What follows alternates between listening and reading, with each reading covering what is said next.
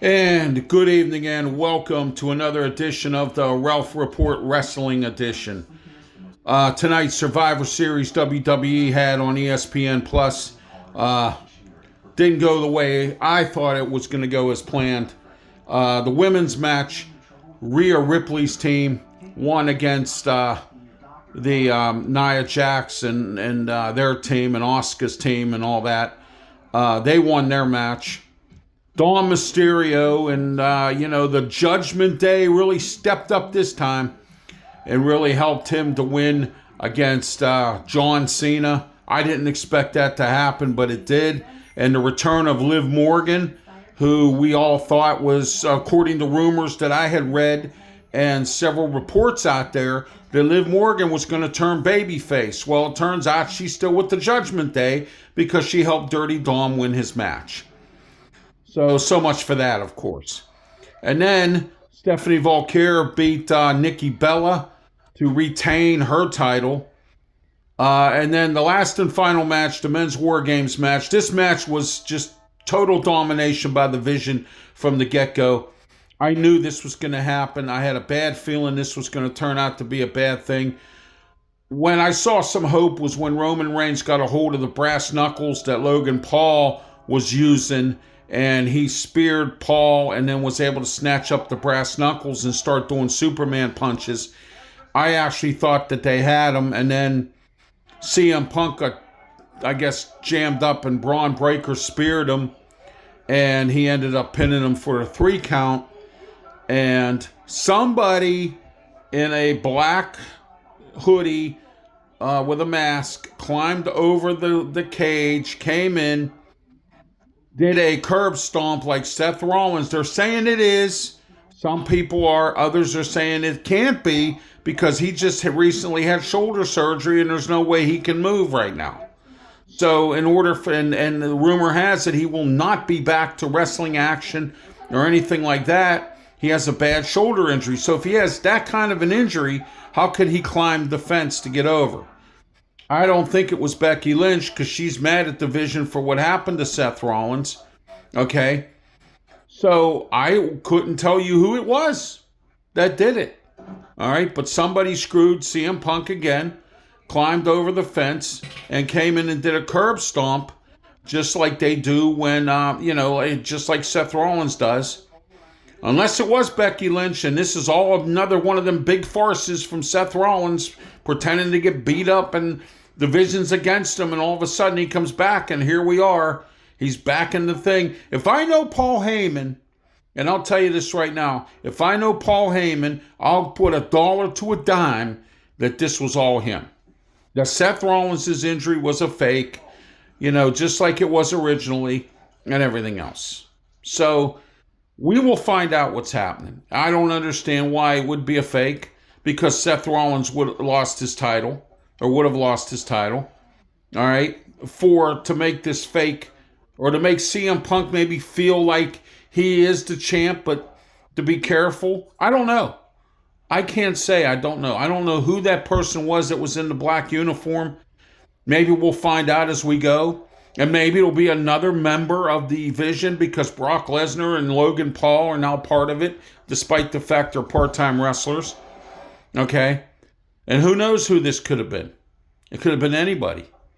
Paul Heyman has a lot of connections. He can put together a lot of game plans. He's a slick guy who just does whatever he thinks he can do to win, and that's just his mantra. That's what he does.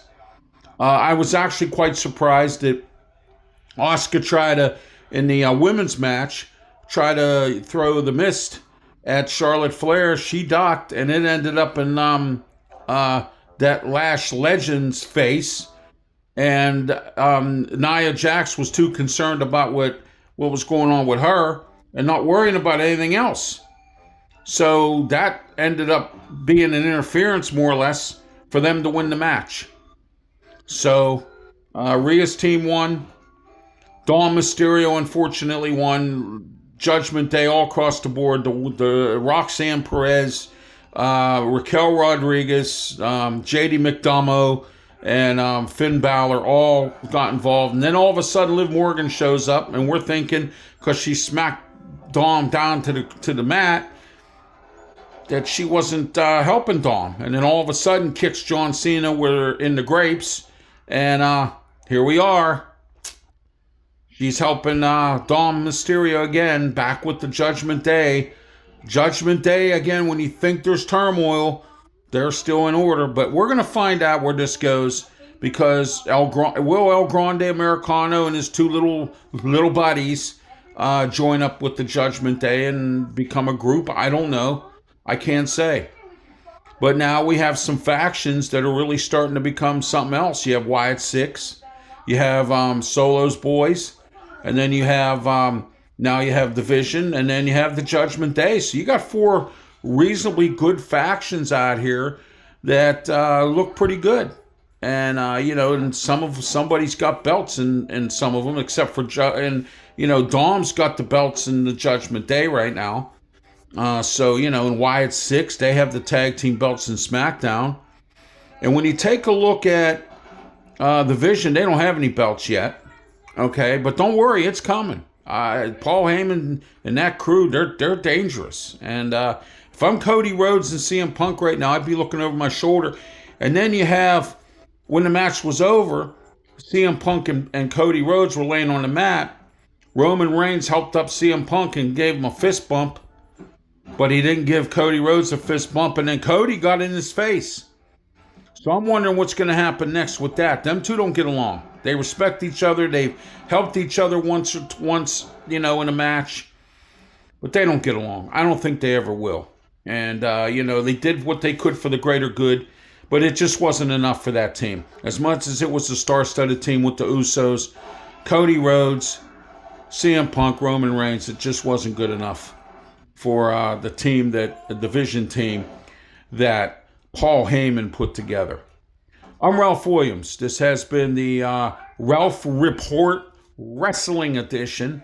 Update on the post Survivor Series show, which I thought, could have been better. Could have been a few more matches, and whatnot. But, we'll take it for what it is. And it was a star-studded match, the War Games, both the women and the men.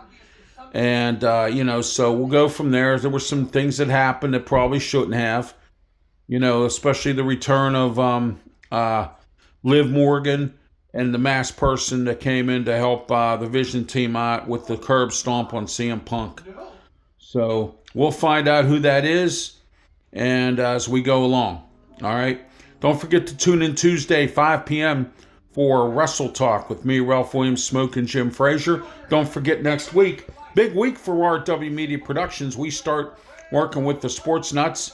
Brandon Keeler and I are supposed to have a meeting next week. I will be part of the Sports Nuts Network.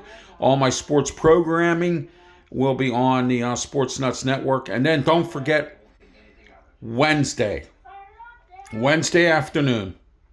And I have been getting emails being called a traitor because I put my Ralph Williams show on weekdays on WWDB 860 AM in Philadelphia, Pennsylvania. Now, I know what you're thinking. Well, you're from Pittsburgh, you live in Ocean City. I know why you left. I told everybody to watch the Ralph's Opinion show, the top 10 reasons why I left Pittsburgh, so that you understand why I left Pittsburgh. Okay? One of them is because of the way I was being treated by the media. And there's a certain station out there, it's AM 620, KHB, WKHB, who has been leaving myself and my radio agent hang for the last 3 months. So I had a discussion with my radio agent on Monday. And we had a long-term discussion for about an hour or two. And we came up to the conclusion that maybe it's time to get out of Pittsburgh because I can't get a weekday slot there to put my Ralph Williams show on. But I will say 1250 The Answer has been very nice to me. I have 3 shows there. Ralph Williams show on Saturday morning, 8 a.m. to 9 a.m. and Sunday, 10 a.m. to 11 a.m. On 1250 The Answer, 92.5 on the FM dial and TheAnswerPGH.com. And then at 2 o'clock on Saturdays is the Sports Corner radio show with me, Ralph Williams, Smoke, and Jim Frazier, Claudia Rosano, and Luther Dupree. All right? I have nothing against 1250. They just can't accommodate me on weekdays because they do syndicated programming. I get that. But they've given me weekend opportunities. But this WKHB, for some weird reason, doesn't see the forest beyond the trees and doesn't seem to think that I have the talent to be on their station. For what reasons, I don't know, because they need me. They need me and I need them.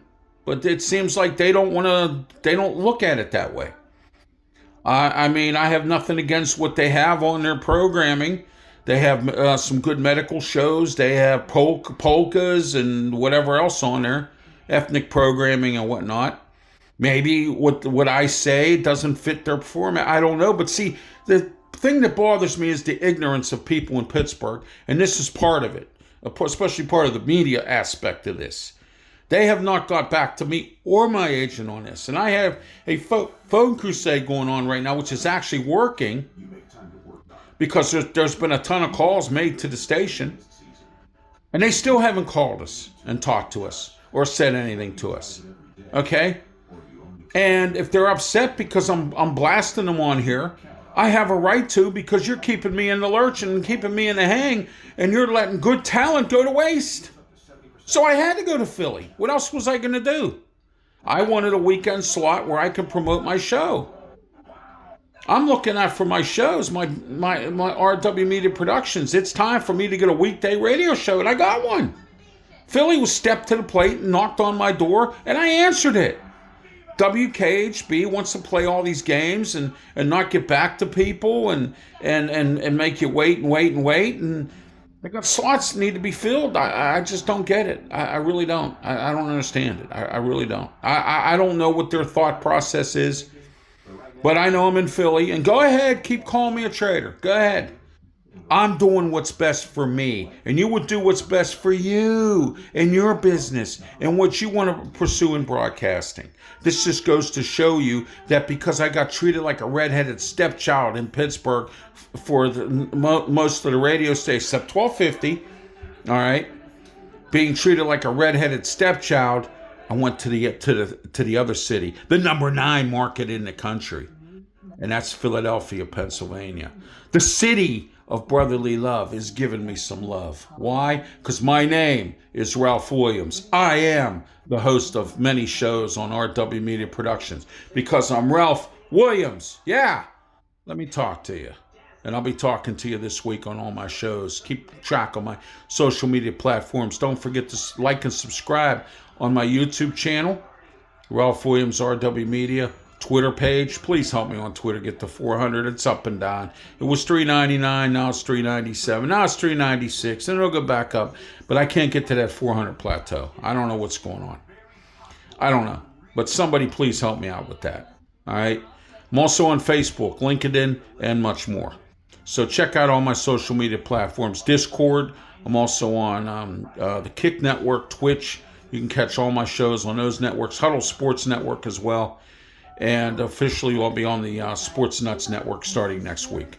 I'm Ralph Williams. This has been the Ralph Report Wrestling Edition. Have yourself a great day, and please, by all means, please be safe. Don't forget, tomorrow morning, 10 a.m. to 11 a.m., the Ralph Williams Show on 1250 a.m., The Answer 92.5 on the FM dial, and the Answer PGH.com, and don't forget the post-game show for the Steeler post-game, 30 minutes after the game, with me, Ralph Williams, Pensman Sports, Brian Pettit, and possibly Brandon Keeler.